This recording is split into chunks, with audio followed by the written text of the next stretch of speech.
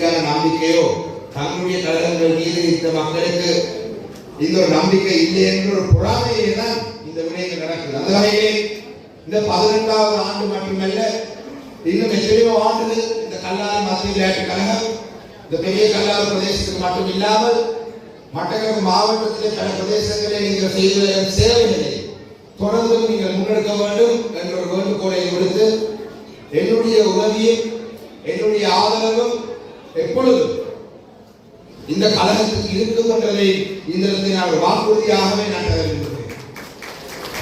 இந்த கழகத்துக்கு மட்டுமில்லை, இந்த பெரிய கல்லாறு பிரதேசத்திலே பல பிரச்சனைகள் இருக்கின்றது. புதிதாக தெரிவு செய்யப்பட்டு வாரங்களுக்கு தான் ஒவ்வொரு பிரச்சனையாக சொல்ல வேண்டும். இந்த பெரிய கல்லாறு பிரதேசத்திலே இருக்கும் பல பிரச்சனைகள் அனைத்தும் எங்களுக்கு தெரிந்தவரே. கடந்த தேர்தலிலே அதிகமான வாக்குகளை வரலாற்று சாதனை 65,000 வாக்குகள் இந்த மட்டக்களப்பு மாவட்டத்திற்கு மக்களுக்கு தந்திருக்கிறார்கள்.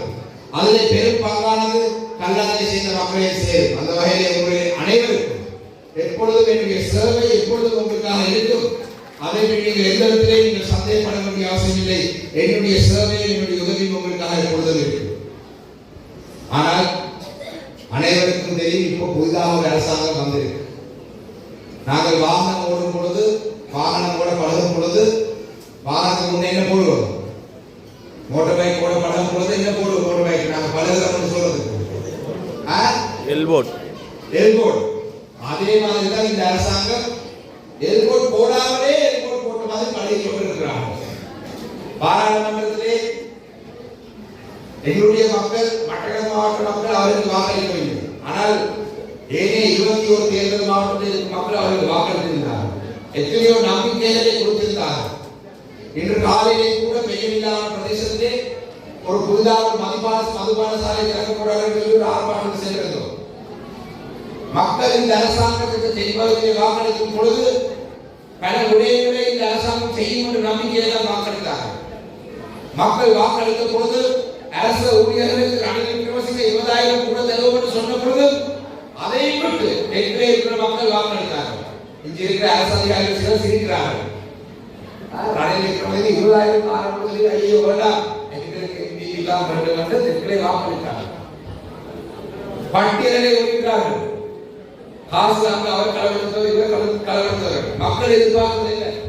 களவெடுத்த காசு மட்டும் கொடுக்க வேண்டும். பட்டியலை நான் என்ன செய்வது?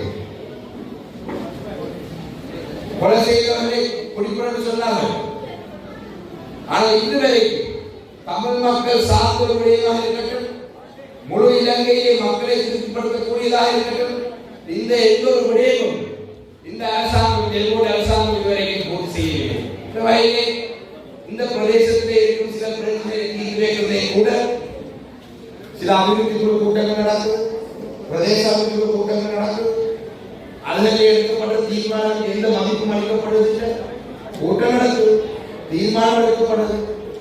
ஆனால் நடைமுறையில் எங்களுக்கு காலம் புதிய அரசாங்கத்தை அதை அந்த வகையிலே எங்களுக்கு குறிப்பிட்ட காலப்பகுதி நாம் இந்த அரசாங்கத்தில் மக்கள் வளர்ந்து வரும் நிலையில் இருக்கிறார்கள்.